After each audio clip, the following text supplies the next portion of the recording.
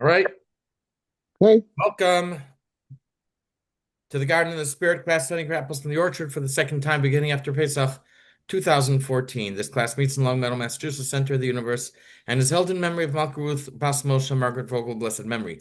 The apples from the orchard contain selections of teachings of Kabbalah from the Arizal, Rabbi Yitzchak Luria, based on the weekly Torah portion, superbly translated and explained by Rabbi Moshe Wisniewski.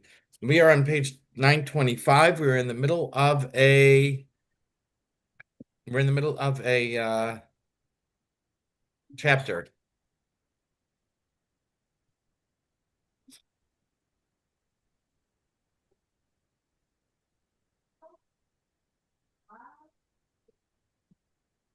Okay.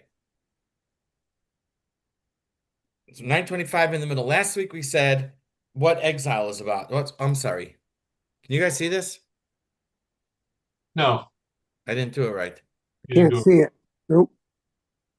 I'm doing this enough. You think I should know how. There we go. There we go. The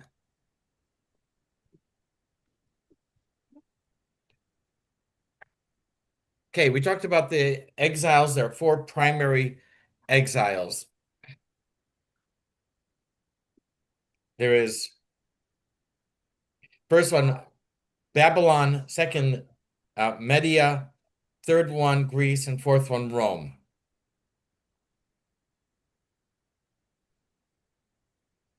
And what is the point of exile? When Adam sinned, he ate from the tree of knowledge in the Garden of Eden.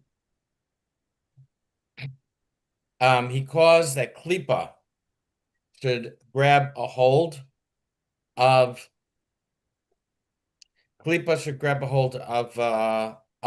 the souls, and we go to exile. We go into Golos, and Jews end up in places around the world in order that through doing mitzvahs and said, I think through prayer, that we recapture those souls, we reclaim those souls, we redeem those souls and bring them out from Klippa back to holiness, back to Kedusha. That is mainly what we spoke about. We also spoke about the rest of it. I think I explained. I think I explained again here. Now, I'm at number 18. At the beginning of this chapter, we asked why we mention only four exiles when Jewish people have been exiled to lands around the globe. The four exiles are Babylon, Media, Greece, and Rome. Indeed. Alan, Yes. 925, where it says now. Okay. Now we must address the question, why do we speak of only four major exiles, Babylonia, Media, Greece, and Rome, while in fact the Jewish people were exiled amongst all 70 nations, as is known? Another question, why are these four exiles different that they were experienced by the entire Jewish nation while only groups or individuals ended up in other places?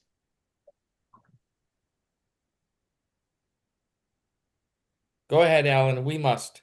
We must also explain why the entire Jewish people were subjected only to these four exiles, while not all of them were exiled to the other countries, but rather, as long as even one of them was exiled there, it was considered as if they had all been exiled there, as we said. Okay, regarding good and bad, a pasuk in Koheles says, "Gam es ze lumase aso Elokim." It's talking about good days and bad days, and it says Hashem made this one corresponding to that one. From here, we understand that Kalipa is made in the same format as holiness. Havaya, is Hashem's holy name, has a number of gematria, of numerical values. When we talk about gematria, people automatically think Aleph is 1, Base is 2, Gimel is 3, and every word has one gematria. The fact is that there are many ways to figure out a numerical value. So for Havaya, the first gematria is 4. For the 4 letters, it just means a numerical value. How much is Havaya? Well, we think, well, Yud is 10, 5 is, Hey is 5, Vav is 6, and Hey is 5 makes 26. Well, 4 is also a gematria, a value of Havaya because Havaya has 4 letters. So we have a gematria of 4. Another gematria we have is 72, which is the greatest value of Havaya in expanded spelling. Havaya, as it is expanded to 72, is an expansion of Havaya in the number 4. So in other words, they are related. We say primarily the number is 4, but it can also, the 4 can be split into 72. So they're not two separate ideas. But 72 is, you might say, is more detail or is an outcome of the 4. So Havaya, as it is expressed in the number 4, is found in the Torah's account of creation, where it says, a river issues forth from Eden, to water the garden, and from there it is divided and becomes 4 headwaters, or major rivers. The 4 headwaters are the 4 letters of Havaya. One moment. Yes. No.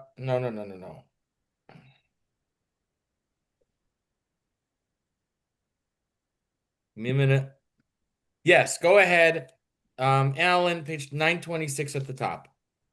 The explanation is that in the realm of holiness, there are 4 letters in the name Havaya, which are the source from which the 72 names Havaya are manifest, as well as the 72 other divine names, which are branches from these roots. These 4 letters are the 4 rivers of Gan Eden, as is known. And the same applies to Klippa. There is a river that is the source of 4 major rivers, from which 70 branches emit. I couldn't think of a better word. I did not want to use it. In our case, there are 4 major nations from which the 70 nations emit. The Medrash states that 4 major rivers correspond to the 4 exiles. This is actually in Medrash. Pishon, the first, is Babylon. Gihon, the second river, is Media. Hidekel, the third river, is Greece. And the 4th, Pras, is Rome. Alan, back to you. Similarly, in the realm of evil, there are 4 rivers known by the same names: the Pishon, the Gihon, the Tigris, and the Euphrates, which are the roots which divide into 70 nations. As our sages say, the name of the first was Pishon. This refers to the Babylonian Empire. The name of the second was Gihon. This refers to the Median Empire, etc., etc.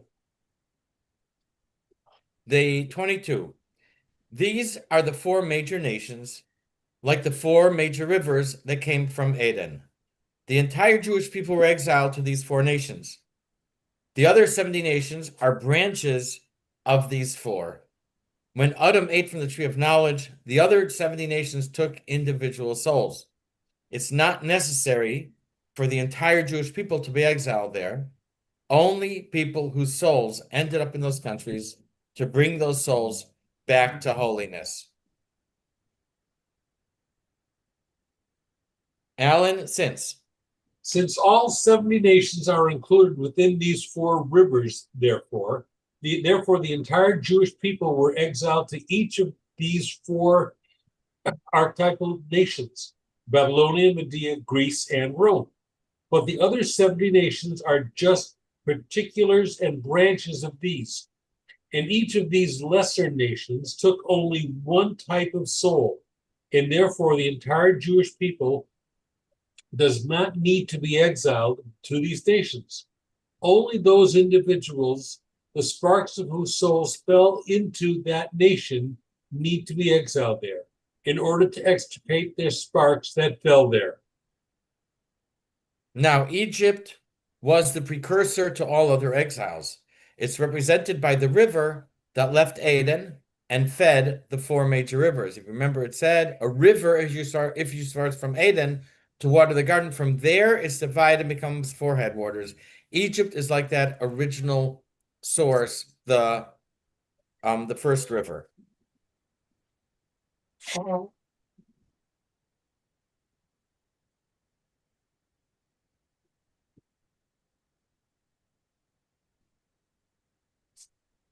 Okay, ready? Yes, please. With all this, you can understand the significance of the Egyptian exile. which preceded all others, inasmuch as it is alluded to by the first river, the highest of them. We are told that a river issued from Eden to water the garden. From there it split and became 4 riverheads. The name of the first was Pishon. Thus there was a general river of which the 4 rivers were branches. The 4 rivers signify the 4 archetypal exiles, and the preceding general river signifies the super archetypal exile of Egypt. Now, the Torah writes, "V'nahar yotzei me'Eden v'haya l'arba'a rashim." A river issues forth from Eden and becomes 4 headwaters. Now,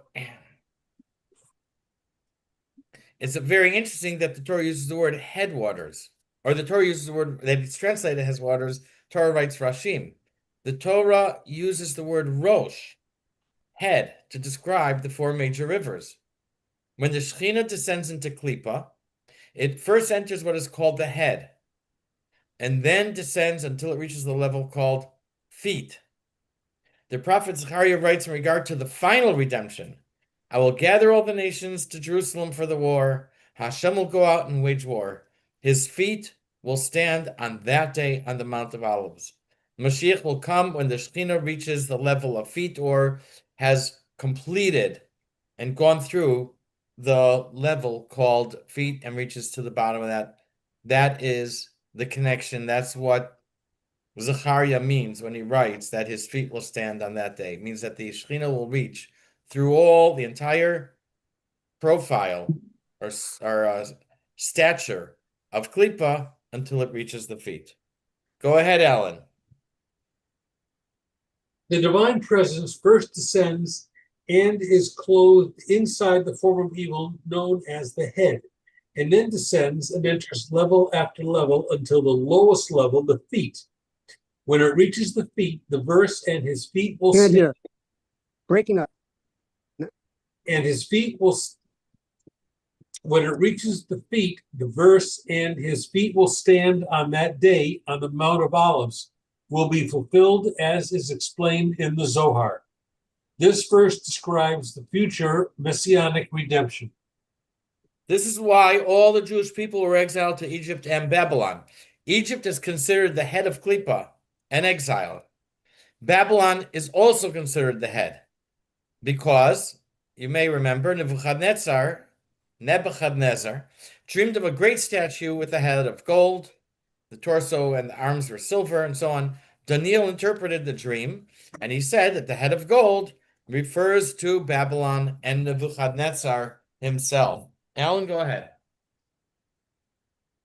Therefore, the entire Jewish people were exiled into Egypt and Babylonia, for Egypt was the head relative to the other exiles. And Babylonia is also called a head, as it is written, "You are the head of gold." The Babylonian king Nebuchadnezzar had a dream vision of a strange statue.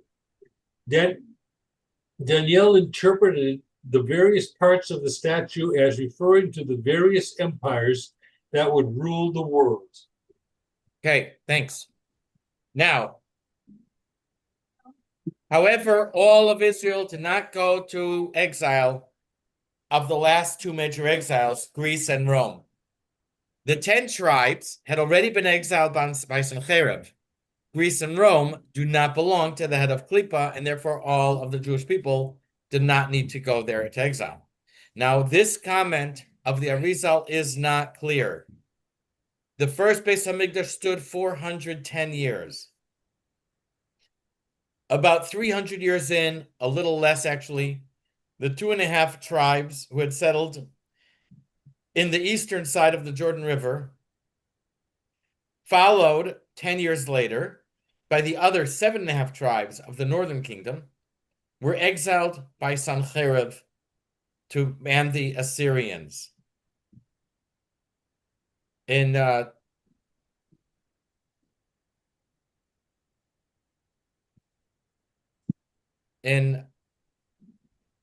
3195 and then 3205. The Beis Hamikdash, the first one was destroyed in 3338, 122 years later. We're talking about the first Beis Hamikdash. So these 10 tribes were brought to countries in the east as far as current day, but also closer. Some of them were in Syria, some were in Iraq. There's a town, there's a city called, I think, Daphne, that's in Syria. According to one opinion, the prophet Yirmiyah traveled to those countries and brought some of the Jews from the 10 tribes back to Israel. So the prophet Yirmiyah foretold the destruction of the Beis Hamikdash when things were still calm. So he is still before Babylon. It's most likely that members of all 12 tribes exist today for this reason, but also because of people who lived in lands of the other tribes when Sennacherib invaded the northern kingdom. In other words, you had, let's say, in the north, you may have had the tribe of Naphtali, you may have had the tribe of Dan, but there are people from there who lived in the southern kingdom, from those tribes who lived in the southern kingdom. Everyone, it wasn't, I'm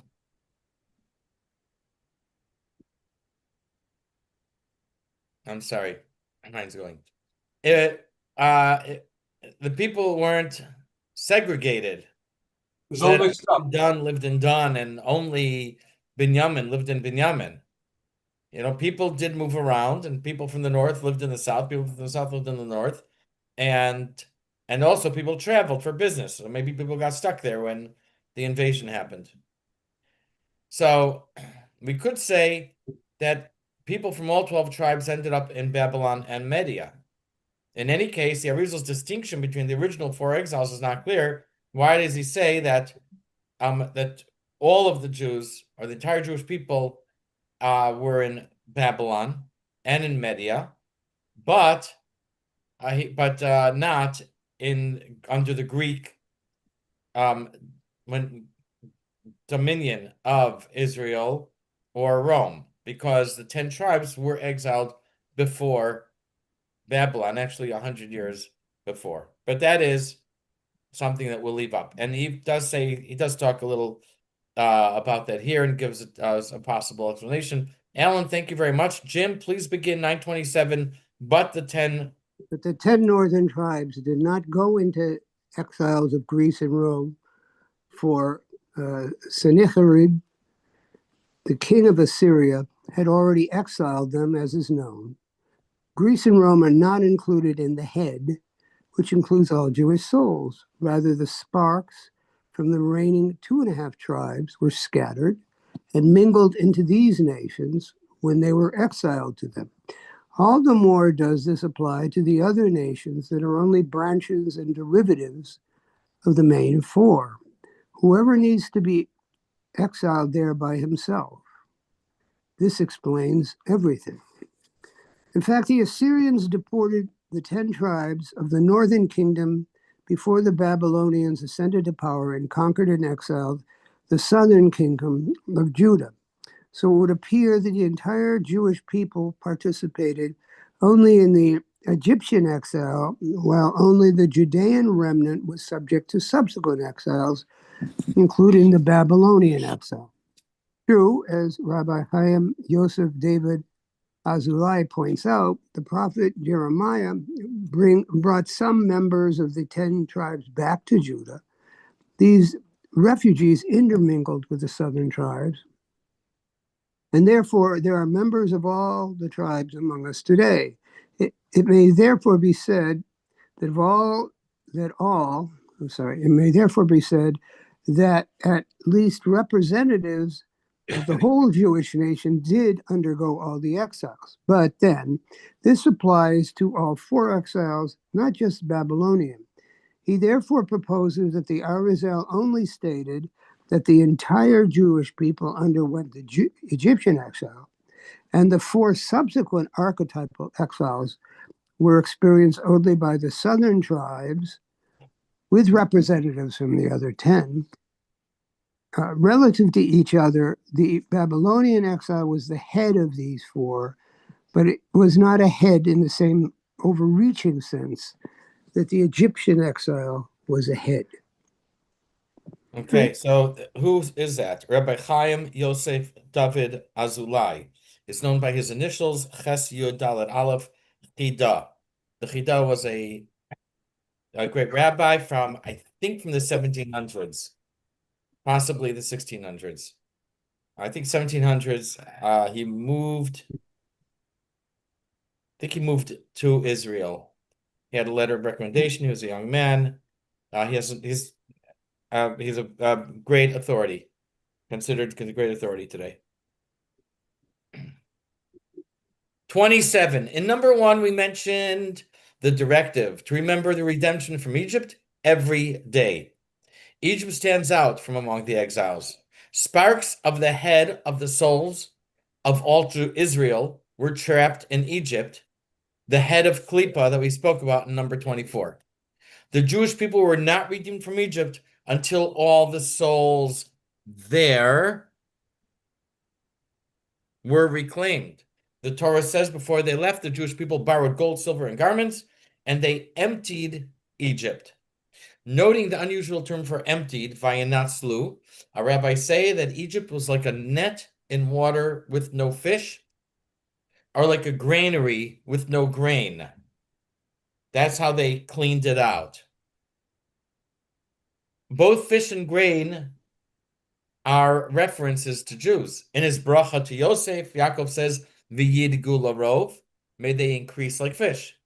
And the prophet Yirmiyah calls Israel Reshis Tavoso, the first of his grain. So when the Torah says Egypt was without fish or grain, it means the Jewish people freed all the souls that had been trapped there. Go ahead, bottom of 927. We can now explain the Egyptian exile, why it's mentioned more than the others. This is because all the sparks of the collective head of the Jewish people were present in Egypt, and the people were not redeemed from Egypt until they extricated all these sparks from within it. This is the meaning of the verse, and they emptied out Egypt. As the sages put it, they left it like a net with no fish, meaning Jews, who are likened to fish, as in the verse, and they will multiply like fish. Or, as the sages say, they left it like a silo with no grain, also meaning Jews, who are likened to grain, as it is written, Israel is holy to God, the first of his produce, and those who devour my people like those who eat bread. On the other hand, when the Jews were in exile in Babylon, Media, and Greece, they did not succeed in extricating all the souls that were trapped.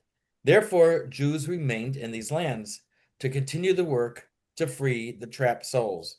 Because much of the work was done and many Jews left, it is considered a redemption, but it was not complete. In contrast, in the subsequent 3 redemptions from Babylon, Median, and Greek exiles, they were not entirely redeemed from them, and some aspects of the Jews' souls remained in them, not having been extricated entirely. Accordingly, some of the Jews remained under the rule of Babylon and Media and did not return to the land of Israel to build the second temple as his own, in order to redeem the sparks that remained there. And this is also the... Continue, Jim. One more.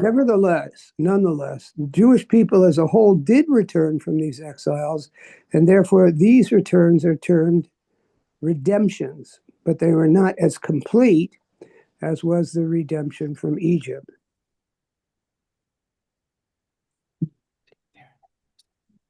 This is also the meaning of Hashem's statement to Moshe at the Red Sea. As you see Egypt today, you will not see them again. There is a prohibition against settling in Egypt. This is because all the souls have been removed from there, and we have work to do. Live somewhere else and free the souls in that place, or free their souls. Okay. If you stay there, if you stay in Egypt and you do, You're wasting your efforts, which is amazing. But go ahead, Jim. So how did people then wind up settling? There are certain, that's a big discussion. So the Rambam himself, Maimonides, was born in Spain. Right. But he settled in Alexandria? Yeah, where did he start in Spain? In Okay, I can't think of it now. And then the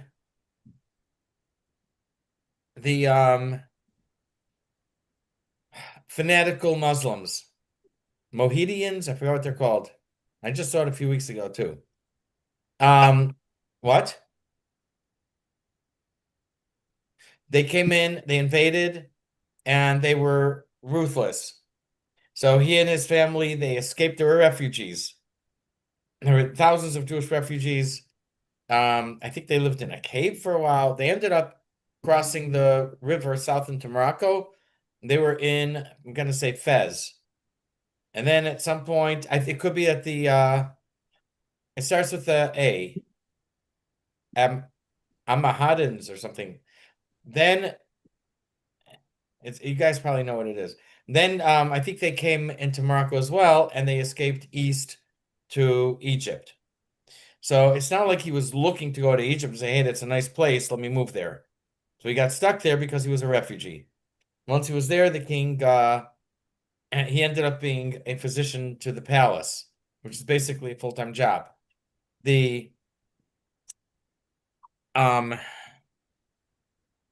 So the Maimonides writes on himself, he signed letters at Moshe ben Maimon, who violates 3 mitzvahs of the Torah every day, meaning 3 directives of the Torah in connection with not living in Egypt. There are certain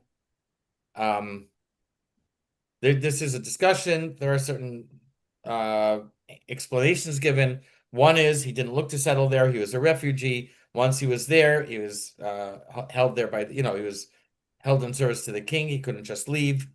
Another thing I think says that if you go there for there are certain loopholes for going to Egypt. Perhaps if you go there on business, but then you stay, might be different. If it's, I don't remember exactly. But that is a good question. Okay. Jim, continue. This is also the reason why the prohibition of you shall not see them again is so strong. It is forbidden for Jews to live in Egypt based on this verse and others. Continue. For since all the souls have already been extricated from this evil that is Egypt, whoever returns there and thereby submits himself to that evil profanes holiness and the divine presence for no reason and subjugates it to the power of evil. You are doing your mitzvah stuff, and you're not redeeming any souls. Now, if they say all the souls were redeemed from Mitzrayim, but we know only about 1/10 of the people of the actually left. What happened to the rest? What about those souls? Who? When they left Mitzrayim initially. Yeah. But we know not everybody left. Not everyone left? Not everyone left. There were a lot. In the plague of darkness, I think it was like 80% were killed, and the Jews were purified. So those souls didn't leave. They didn't go. I don't have an answer. It's possible that that all the holiness was taken out of there. Apparently, from here, it seems that all the holiness was taken out, even if those guys didn't leave. This is why we mention only Egypt every day, because it's the only complete redemption. There's 929 at the top. Jim, go ahead. And now we can understand the importance of mentioning the exodus from Egypt as opposed to all other exiles, for it was only the true and the complete redemption. The redemption of Mashiach will be greater than Egypt. When we left the exile of Egypt, all souls trapped in Egypt were freed, but the souls in all the other countries were still trapped. When Mashiach comes, the souls in the entire world will be free. But the future redemption will be even greater than the redemption from Egypt. The reason is that in the case of the redemption from Egypt, even though no spark of holiness remained in it, for everything was extricated, as we said, nonetheless, in all countries other than Egypt, the portion of holiness that was embedded in them from the time of Adam's sin was not redeemed. And this. 1 minute. Okay. 32. Since all souls will be free, there will be no need for another exile. Moshe speaks of the future on the last day of his life. He says, Hashem will gather you from all the nations to where Hashem, your God, has scattered you. In all places where our prophets speak about bringing back the people who are scattered around the world, it refers to the souls that were trapped there since the sin and the Garden of Eden. This also explains why, after the redemption from Egypt, there was a disruption in the redeemed state, and the Jewish people could be exiled again amongst the nations. This was in order to extricate the other souls in these lands. Continue. But in the case of the future redemption, there will not be, after it, any disruption in the form of another exile, for the Mashiach will not come until all the souls will be redeemed from all the other nations. This is the meaning of the verse, and he will return and gather you from all the nations to which he scattered you, and therefore time is coming, declares Hashem, when it shall no more be said, as God lives, who brought the Israelites out of the land of Egypt, but rather, as God lives, who brought the Israelites out of the Northland and out of all the lands to which he banished them. That's from Jeremiah. This redemption will include redemption from all the 70 princes of evil. And those are the 70 nations. Archangels of the 70 nations. Mm-hmm. Our prophets speak of great suffering during exile. In number 24, we spoke about the Shekhinah descending through Klippa from the head to the feet. At the level of feet, just before Mashiach will come, the suffering will be the worst. Klippa is strongest and holiness is at its weakest. Klippa will throw everything it has to prevent Mashiach at this time. Because when Mashiach comes, Klippa is gone. In the words of the prophet Yeshaya, death will be swallowed forever. Avigail, 929 at the bottom. Please pick it up. This also explains why it is said, and the future will be a time of trouble for Jacob. And from the west they shall fear the name of God, and from the east his presence. For he shall come like a narrow stream that the wind of God drives on. A Redeemer shall come to Zion, to those in Jacob who turn back from sin. It is known through the words of our sages how intense will be the great suffering of the Jewish people will endure as the birth pangs of the Messiah's coming. The reason for this suffering is that it will accompany the end of the process of extricating holiness from the feet of the man of evil, and it is there in evil's feet that evil is most powerful and holiness weakest. When the feet will be completely purged of holiness, it is written, death will be swallowed up forever, as it is explained elsewhere. Okay, now we have another idea here, and I ran out of notes. But we have another idea, and that is that we have a teaching that says that the nation that does the causes the Jewish people to suffer most ends up as the power or the superpower of the world.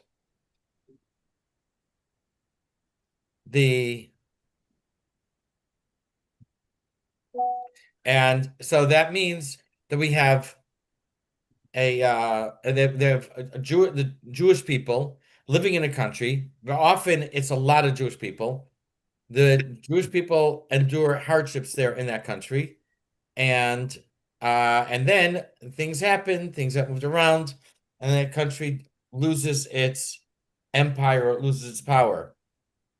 However, the country does not get obliterated the way Egypt did. Why? Because since there are so many Jewish people living there, the life force or energy that country gets the klipa, gets the life force through klipa, and from there it goes to all the other nations. And if they would get obliterated or annihilated, then the world would cease to exist. The other nations wouldn't be able to get their life force. So therefore, even though the country is defeated, but they still exist afterwards, so that the divine beneficence can go to other countries, I guess, until another country takes over. So 930, this also explains. Go ahead. This also explains why, in all the other redemptions that have occurred, the oppressing nation was not annihilated by having the holiness removed from it, as will occur in the future redemption. For while they were subject to it, like a ruling tail, they embodied the evil that was then ruling over holiness, and all the divine beneficence that was extended to the world flowed through it, and from it was extended to the other nations, each taking its appropriate portion.